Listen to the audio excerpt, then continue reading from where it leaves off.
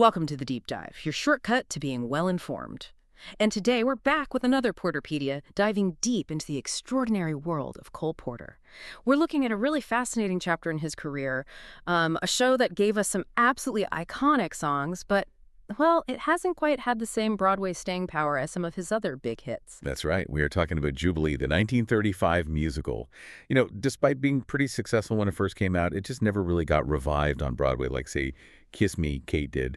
But as we'll unpack from our source today, the story behind Jubilee, how it was created, the songs, it all gives you some really surprising insights into Porter's genius and how American musical theater was changing back then. Right. So our mission today is to pull out those key bits of info for you, explore maybe why some shows become these timeless classics while others sort of fade away, and really appreciate the hidden gems in Porter's huge body of work. Get ready for some aha moments, because this one, Jubilee, it's genuinely unique. Okay, so our source kind of sets the scene for us. It tells us that after Anything Goes hit it big in 1934, a lot of the Porter musicals that came next didn't actually get Broadway revivals. Yeah, they were more likely to pop up in concert versions or maybe small off-Broadway productions. Which is kind of surprising, isn't it? You think of Porter, you think Broadway smashes. It absolutely is. Especially when you look at it, most of his shows between 35 and 47 were successful. I mean, okay, maybe two weren't huge hits. You never know in 38 and Around the World in 46. Okay. But what's really amazing, and our source points this out clearly, is that almost all of them, even without major revivals, gave us at least one song, sometimes more, that became a true standard. An absolute classic. That really speaks to his genius, doesn't it? Even the shows that weren't the biggest blockbusters still had these golden nuggets, musically speaking. Can you give us some examples from the source? Oh, sure. Let's see. Red Hot and Blue from 1936. That gave us It's Still Lovely. Ah, classic. Right. And even You Never Know, which, like I said, wasn't a hit show. It gave us At Long Last Love. Wow. Then there's Leave It to Me in 38. You get My Heart Belongs to Daddy. Dewberry was a lady in 39, had both Do I Love You and Friendship. Okay, so hit after hit song, even if the show itself. Exactly. And it goes on. Panama Hattie had Let's Be Buddies, Let's Face It, gave us Let's Not Talk About Love. Mexican Hayride had I Love You, and Seven Lively Arts. Well, that had the unforgettable Every Time We Say Goodbye. Just incredible consistency with the songs. Totally. Our source notes only two from that period. Something for the Boys and Around the World didn't produce a single standard tune. It's quite a track record for hit songs, even when the shows themselves didn't always stick around on the main stage. It's so interesting, that disconnect sometimes between hit songs and hit shows. Now, this brings us to an interesting organization mentioned in our source, Musicals Tonight. Tell us about them. They sound pretty important for keeping these lesser-known shows alive. Yeah, they really were. Musicals Tonight basically acted like a theater museum for about 20 years, from 1998 to 2018. They put on small-scale productions of around 100 musicals. Some were really obscure, like Three Wishes for Jamie. Others were well-known, like they even did Anything Goes. A theater museum, I like that. What was their style? Were these big productions? No, not at all. They usually performed in smaller off-Broadway places, like on Theater Row in New York. And they went for a really minimalist style. Basic sets, not many props, often just a piano or maybe a couple of musicians instead of a full orchestra. So really stripped back, who is the audience for this? Well, our source says they were supported by lovers of the Broadway musical, especially those of a certain age. People who really appreciated the chance to just hear the scores and the dialogue again, even if some of it felt a bit dated. And it was delivered by these really enthusiastic young professional actors. It was more about the material itself. Right, preserving the essence. So which Porter shows did they actually tackle? They specifically revived some of Porter's, quote, lesser shows. That included Jubilee, which we're talking about, but also Panama Hattie, Dewberry Was a Lady, Mexican Hayride, and Out of This World. Wow. Yeah, it really shows how vital companies like that are for, preserving theater history, especially for shows that maybe aren't commercially viable for a huge Broadway comeback, but still deserve to be seen and heard. That makes a lot of sense. Okay, so building on that, why did these shows, the ones Musicals Tonight revived and others, get those big Broadway revivals, even with Porter's amazing songs in them? Our source gives some pretty clear reasons. It does. Our source breaks it down into a few key factors. First, some shows were just so tied to their specific time period. Ah, okay, like wartime shows or something. Exactly. Think about Let's Face It, or Something for the Boys. They were so rooted in the World War II era. The references, the humor, They need a massive rewrite to make sense or feel relevant to a modern audience. Right, the context just wouldn't land anymore. What else? Well, a really big one was that many of these musicals were written as vehicles for specific huge stars. Ah, the star vehicle problem. Precisely. I mean, just imagine trying to find someone today to fill Ethel Merman's shoes. She starred in Red Hot and Blue, Du Barry Was a Lady, and Panama Hattie. Yeah, good luck with that. Or, finding replacements for Jimmy Durante or Bob Hope or Burt Lahr. These shows were built around their unique talents, their personas. Trying to cast that again for a revival, it's incredibly difficult. So the star power that made them hits originally kind of became a barrier later on. That's a great point. The original magic is hard to replicate. What about the style of the shows themselves? Did that play a role? Definitely. For Jubilee and also You Never Know, our source describes them as operettas. Operettas. Okay. So maybe a bit more artificial, plot-wise. Yeah, often. Operetta tends to have these more heightened emotions, sometimes slightly less realistic plots. It's a style that can be a tough sell for today's Broadway crowds. Especially tourists, maybe, expecting something like. Exactly. Tourists expecting, Chicago, Hamilton, Moulin Rouge. Oh. A big modern musical experience. An operetta today would probably have to be staged as a very specific period piece, almost like visiting a museum. That limits its broad appeal, commercially speaking. So it's a whole mix of things. The dated content, the difficulty recasting iconic stars, and the style itself falling out of fashion. So what's the legacy then for these shows? How do they live on? Well, unless more groups like Musicals Tonight pop up, our source suggests they mainly survive through original cast recordings, if they were even made. And through the work of theater historians and scholars who study the scripts and scores, analyze them, write about them, they kind of keep the memory alive on the page in academia. Okay, let's pivot now specifically to Jubilee, because the story of how this particular musical came to be is, well, it's pretty wild. Our source makes it sound like something out of a movie. It really does. Get this. The book by Moss Hart and the score by Cole Porter were actually written during a 4.5-month world cruise. Oh, world cruise. Seriously? They were creating a Broadway musical while sailing around the globe. This was on the ship Franconia from early January to the end of May back in 1935. That is incredible. Just them, or? Well, it was Hart and Porter. Porter's wife Linda was there, and also their friend Monty Woolley. You might know him later as the man who came to dinner. Wow, quite the group. And the title, Jubilee. That came directly from the news of the day. King George V of England was celebrating his 25th anniversary on the throne that year, 1935. It was his Silver Jubilee year. So they borrowed the name. Ah, okay. So they took the name, but our source says the plot isn't actually about King George V, right? It's more satirical. Exactly. Hart created this completely fictional satirical story set in what the source calls an operetta land Britain. And it uses a clef, meaning characters are thinly veiled versions of real people. Got it. So tell us about this fictional royal family. Okay, so you have King Henry and Queen Catherine, who they affectionately call Kate. But importantly, our source makes it clear they have zero connection to Henry VIII and Catherine of Aragon. Okay, good to know. Nor are they supposed to be King George and Queen Mary. They're much more whimsical. Melville Cooper played the king, and Mary Boland played the queen. She's described as the embodiment of flightiness. Apparently, she even calls her prime minister Fruity. Fruity. Okay, that definitely sets a comedic tone. What about the rest of the family and those clef characters? Right, so there's a nephew, Prince Rudolph, though his name got changed to James later, and a daughter, Princess Diana. And interestingly, the 15-year-old son, Prince Peter, was played by a very young Montgomery Clift.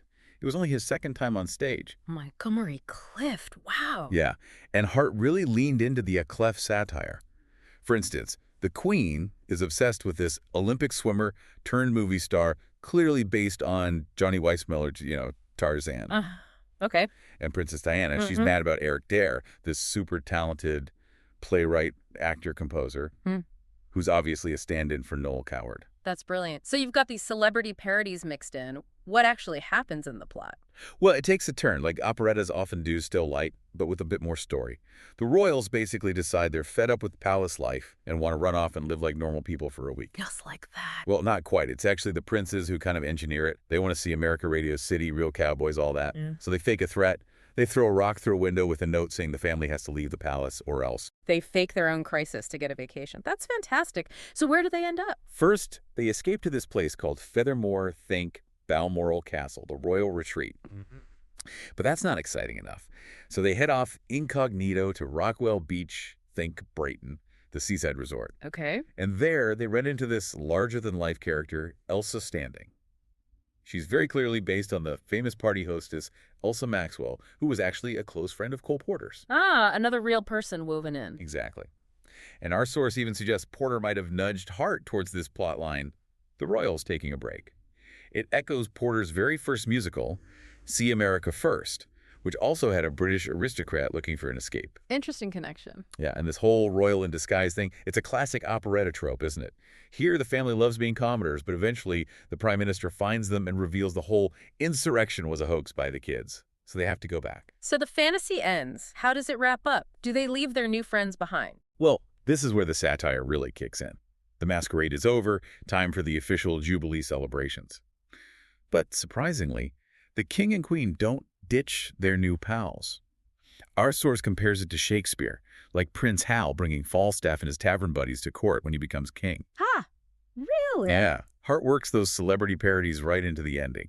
The Johnny Weissmuller character, he gets appointed commissioner of aquatics, basically, the queen's personal swim coach. Perfect. And the Elsa Maxwell character, Elsa Standing, she becomes commissioner of royal functions, the official royal party planner. It's this topsy-turvy world, kind of like Twelfth Night, where everything's mixed up before order is restored, but it's a new kind of order. That sounds incredibly clever and very theatrical. But okay, plot aside, Jubilee is really remembered for its music, isn't it? Though maybe not quite like Anything Goes, which had hit after hit. Jubilee gave us two massive ones. That's absolutely right. We're talking about Begin the Began, and just one of those things. Those two songs are the ones that have truly lasted, becoming absolute standards. They basically carried the show's musical legacy. Let's talk about Begin the Begin first. It's such a standard now, so lush and iconic. Who sang it originally, and what gives it that power? In the show, it was sung by June Knight, playing the character Karen O'Kane. Then she danced it with Charles Walters. And an interesting side note from our source, Charles Walters later became a really successful dancer and then a film director at MGM, directing lots of famous musicals. Oh, wow. As for the song itself, the source describes the lyrics as having this sinuous eroticism, kind of like Porter's other big hit, Night and Day, maybe not quite as image-rich, but it has that same winding, seductive quality. Essentially a memory song, right? Looking back at this intense affair that started somewhere tropical, the singer is hesitant to hear the music, the Beguine, again because it reminds her of this affair that went nowhere. But she gives in, hoping the music can somehow bring back that feeling, that rapture serene. It's full of mixed emotions, this kind of rising anxiety. The source calls it neurosis set to music. Neurosis set to music. I love that description. And the title itself, Begin the Beguine. What exactly is a beguine? And why that word? Well, Porter loved playing with words, as you know. Yeah. He was apparently fascinated by the near rhyme, the sound connection between begin and beguine. Ah. And a beguine itself. It's a type of dance from the West Indies. It sort of blends the waltz and the rumba, and it's written in 44 times. Our source says Porter told different stories about where he first heard it, but ultimately, that doesn't really matter. It was the wordplay that sparked the idea. Got it. So as the sound of the words, where did it fit in the show? It came about midway through Act 1, and, in the grand scheme of Porter hits, our source calls it maybe lesser Night and Day. It has those seductive rhythms, but the lyrics are maybe a bit more straightforward, less colorful than Night and Day. Still amazing, though. Definitely still amazing. Okay, what about the other big one? Just one of those things. Where does that come in? That one appears much later in the show, near the end. It comes at a point where it looks like the romance between Karen, the singer, and the prince she's fallen for was just, well, one of those crazy flings. A temporary thing. Okay, makes sense. And musically or lyrically, is there anything particularly interesting about its structure? Yes. Our source points out the refrain, which is 18 lines long, is quite intricate. The first part, the first 8 lines, they really celebrate the romance with, like, a fabulous flight, a trip to the moon on gossamer wings. Yeah. Pretty standard rhythm and meter there. Right. But then the second part gets somewhat more intricate, is how the source puts it. Like something's coming undone, there's an internal rhyme, and it finishes with a trochee followed by a spondee. Okay, technical terms are trochee, spondee. Yeah, basically for listeners, a trochee is stressed, unstressed, like garden, and a spondee is stressed, like heartbreak. Putting them together at the end creates this really strong, almost abrupt feeling of finality in the music. It sounds finished. Ah, I see. A musical full stop. Exactly. Which is interesting because in the actual plot of the show, it doesn't turn out to be the end for Karen and the Prince. But the song itself has that feeling. Fascinating how the music can create an effect separate from the plot. So, beyond those two giants, what else was in the Jubilee score? Our source mentioned a mask and some name-dropping songs. That's right.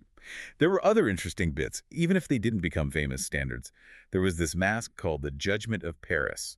It was part of a costume ball that served as the Act 1 finale. Apparently, only the lyrics to one part, Aphrodite's Dance, still exist.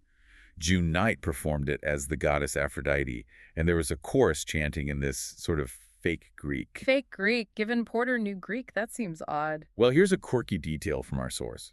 Porter was an excellent Greek student, but in this song, he deliberately used words that sounded Greek but weren't necessarily correct, like Aphrodita instead of the actual Greek word for beautiful, or miara, meaning foul, instead of the word for evildoer. Why would he do that? The source suggests it was purely in the interests of melody.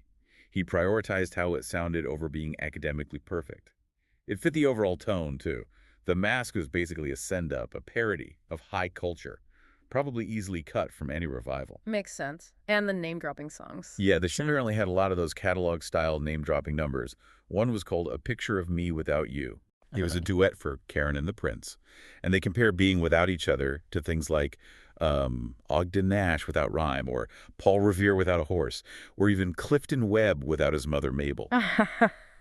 Very specific reference. Exactly. Our source calls it clever, topical, and overlong.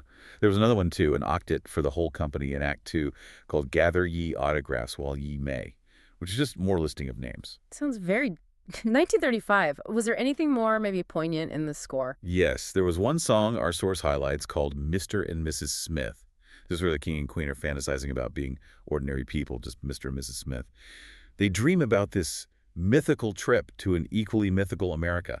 You know, visiting Coney Island, riding in the Goodyear blimp, maybe catching a glimpse of Greta Garbo or Fred Astaire. Ah, a little wistful moment. Exactly. It's described as a pipe dream. And it really underlines the sadness, maybe, of their royal situation, this freedom they can imagine but never really have. So you put it all together. Jubilee gets revived sometimes, you know, in concert or small theaters, but never back on Broadway. It's become this fascinating historical piece, hasn't it? A testament to how even a show with a clever book by Moss Hart and 2 huge Porter standards can still fade from the main stage, often because of the very time it came from, or the stars it was built for. What an incredible deep dive. Seriously, from being written on a world cruise to this satirical royal story, Jubilee really is such a unique piece in the Cole Porter puzzle. And it's a great reminder, isn't it, that not every single show, even by a master, is destined for endless Broadway runs. But that absolutely doesn't take away from its historical value or the amazing songs it gave us. That's exactly right. The story of Jubilee really shows you how complex the life of a musical can be. You've got this balancing act between, you know, celebrity jokes, a pretty fanciful plot, and then this truly timeless music embedded within it. And it just highlights all those factors we talked about: star power, specific cultural jokes, even changing tastes in musical styles like operetta, how they all shake whether a show lasts or becomes more of a museum piece. So as you sit and think about Jubilee, what really stands out? Does hearing about it make you curious about other lesser-known musicals by famous composers? And maybe think about what it really takes for a musical to endure across generations. Is it just the hit songs or something more? Keep digging, keep exploring, and we'll see you next time on The Deep Dive.